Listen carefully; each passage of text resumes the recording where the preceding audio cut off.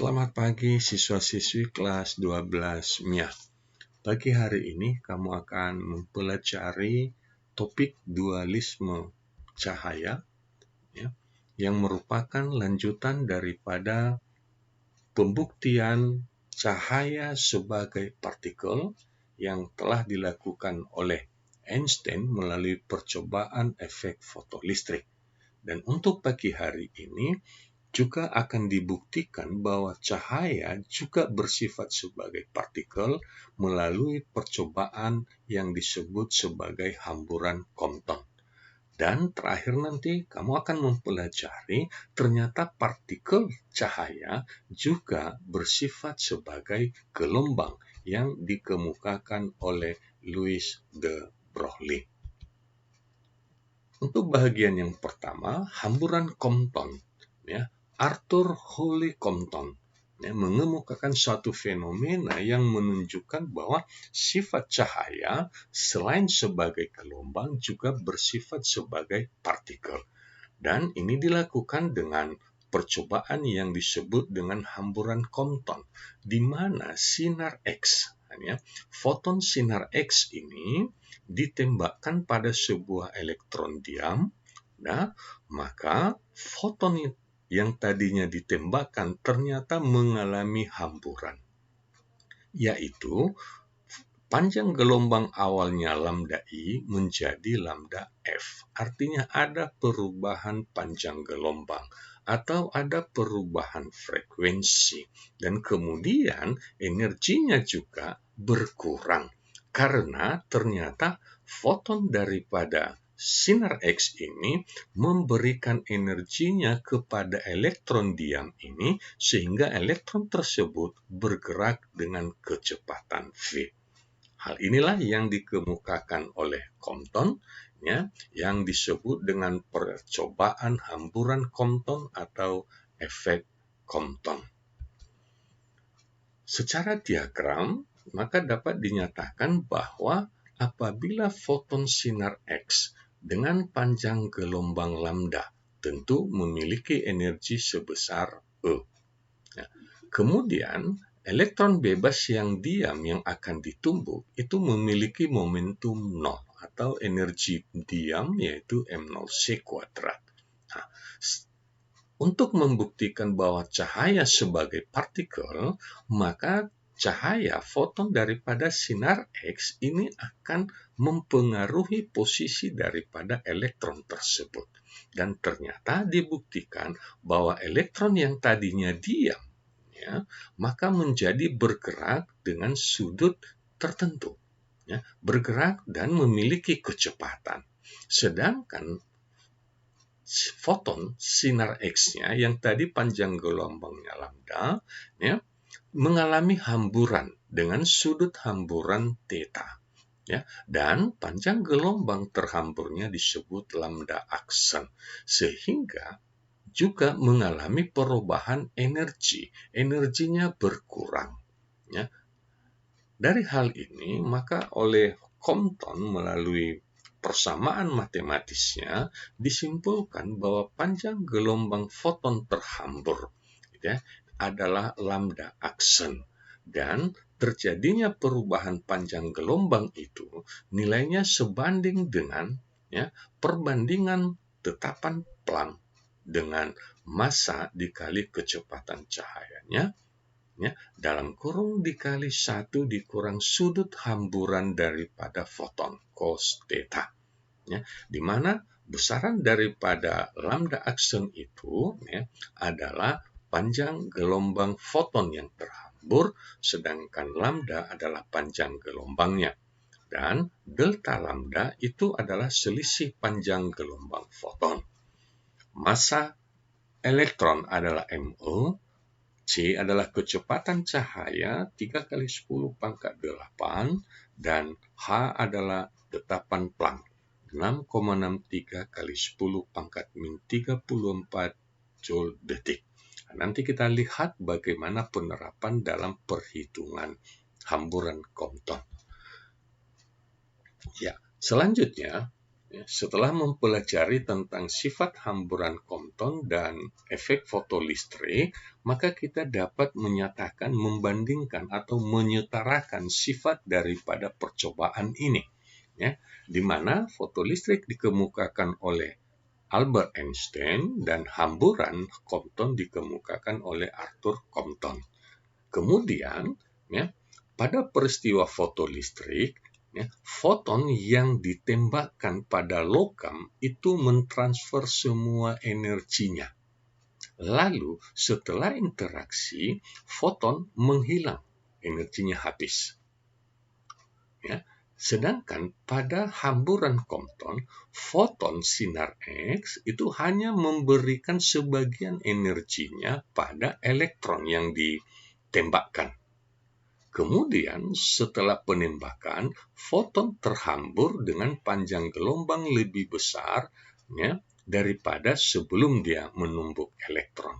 Jadi perbedaannya jelas nyata bahwa pada percobaan Compton, foton masih ada dengan energi terhambur, sedangkan pada fotolistrik, foton itu menghilang karena energinya habis diberikan kepada elektron daripada logam. Kemudian yang ketiga adalah pada fotolistrik, peristiwa fotolistrik terjadi pada cahaya atau gelombang elektromagnetik range daripada infrared sampai ultraviolet. Jadi pada batasan ini bisa terjadi fotolistrik. Sedangkan hamburan Compton terjadinya pada tingkat energi yang lebih tinggi daripada fotolistrik, yaitu pada tingkat energi setelah ultraviolet, yaitu sinar X atau sinar gamma. Jadi energinya lebih tinggi. Jadi peristiwa hamburan Compton itu terjadi pada foton daripada sinar X atau sinar gamma. Jadi inilah perbedaan antara fotolistrik dengan hamburan Compton. Selanjutnya, gelombang de Broglie. Gelombang de Broglie ini menyatakan bahwa cahaya adalah gelombang dan partikel. Dan partikel tersebut, ia mengajukannya sebagai sebuah hipotesis, mengatakan bahwa partikel tersebut juga bersifat sebagai gelombang.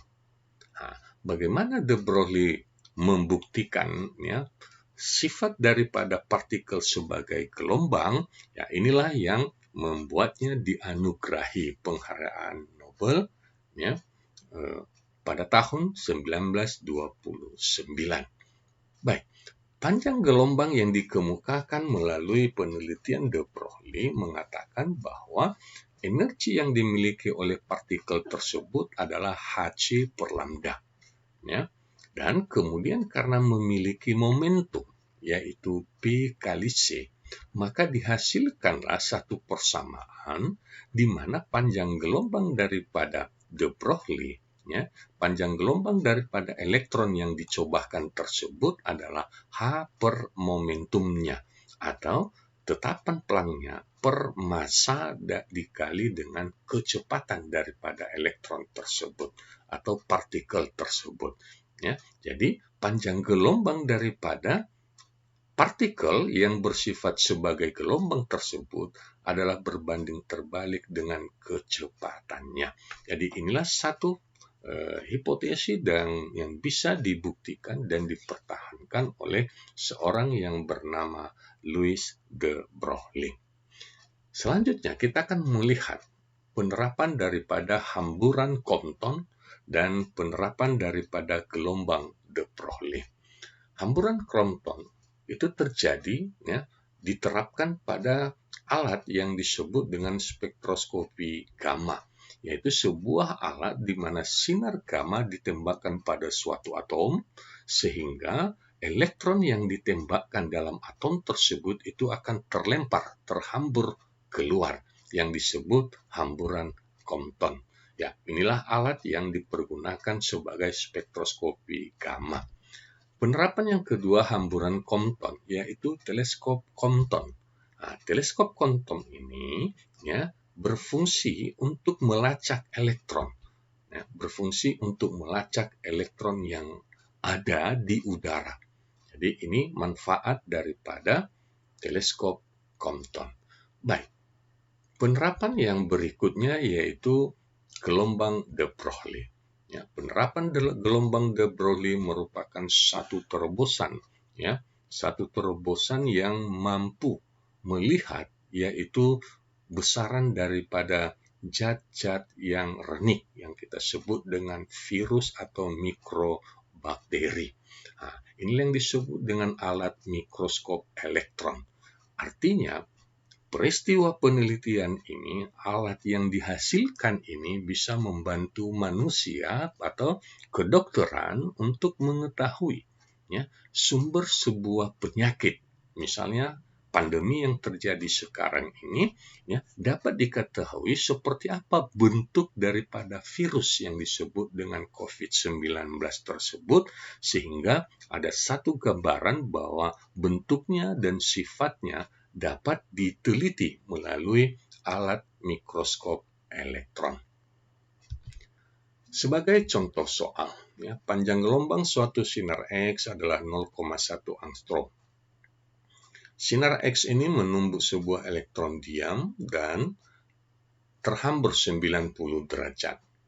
Apabila massa diam daripada elektron 9,1 kali 10 pangkat min 31 kg, maka tentukan panjang gelombang hamburan Compton. Baik, data yang diberikan lambda 0,1 angstrom. 1 angstrom itu adalah 1 kali 10 pangkat min 10. Sehingga kita sederhanakan menjadi 10 kali pangkat min 11 meter. Theta 90 derajat dan massa elektron. Meski tidak diberitahu nilai tetapan Planck, maka kamu harus sudah bisa tahu mengingatnya, yaitu 6,63 kali 10 pangkat min 34 joule detik. Dan satu lagi yaitu kecepatan cahaya, yaitu 3 kali 10 pangkat 8 meter per detik. Baik, yang ditanyakan adalah panjang gelombang hamburan daripada sinar X. Dengan mempergunakan persamaan hamburan Compton, maka dapat ditentukan nilai H-nya sebagai tetapan, massa elektron juga tetapan, dan kecepatan cahaya juga adalah tetapan, sedangkan cos 90, yaitu hamburan sudutnya 90 derajat, cos 90 adalah 0. Maka dihasilkanlah bahwa selisih panjang gelombang itu sebesar 0,24 kali 10 pangkat min 11 meter. Jika yang diinginkan lambda akson, maka diperolehlah nilai lambda akson, yaitu panjang gelombang hamburan sebesar 0,124 angstrom. Inilah contoh untuk menentukan panjang gelombang hamburan pada peristiwa Compton. Baik, contoh yang kedua. Tentukan frekuensi sinar X yang terhambur 60 derajat dari arah semula pada gejala Compton. Apabila frekuensi sinar datang, jadi yang diketahui ini adalah frekuensi, bukan panjang gelombang. Frekuensi sinar datang 3 kali 10 pangkat 19 Hz, ini pangkat positif. Dan massa diam elektron 9,1 kali 10 pangkat min 31 kg. Dari data yang sudah diketahui, ditanyakan adalah panjang gelombang hamburannya. Maka dengan persamaan yang sama tentang hamburan Compton, maka panjang gelombangnya kita ubah menjadi C per F akson.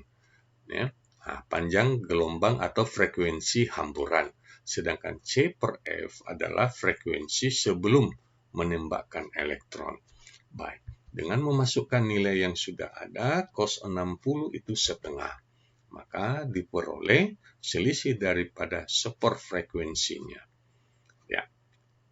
Kemudian dinilai daripada frekuensi cahaya, yaitu 3 kali 10 pangkat 19, maka diperolehlah frekuensi hamburannya frekuensi hamburannya sebesar 2,9 kali 10 pangkat 19 Hz. Jadi, kalau pada awalnya tadinya frekuensinya 3 kali 10 pangkat 19, maka setelah terhambur frekuensinya menjadi lebih kecil, ya, menjadi 2,9 kali 10 pangkat 19 Hz. Contoh yang ketiga untuk percobaan de Broglie. Sebuah proton massa 1,67 kali 10 pangkat min 27 kg memiliki energi kinetik 5,12 MeV, mega elektron volt. Tentukan kecepatan proton, momentum, dan panjang gelombang proton tersebut. Ya, data sudah diberitahu massa protonnya, kemudian energi kinetik kita konversi ke joule. Ya, dengan mengganti nilai daripada mega itu 10 pangkat 6 dan elektron 1,6 kali 10 pangkat min 19, maka kita peroleh nilai energi kinetiknya 8,19 kali 10 pangkat min 13 joule.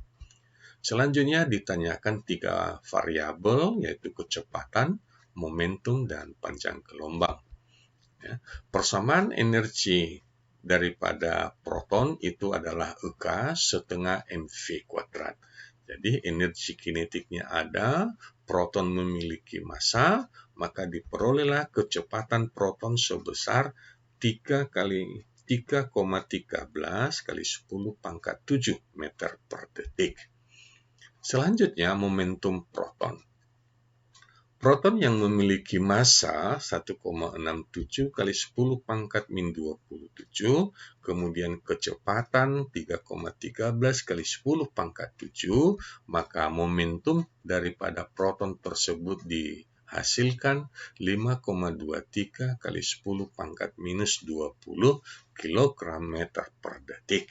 Dan yang terakhir yaitu panjang gelombang proton. Ya.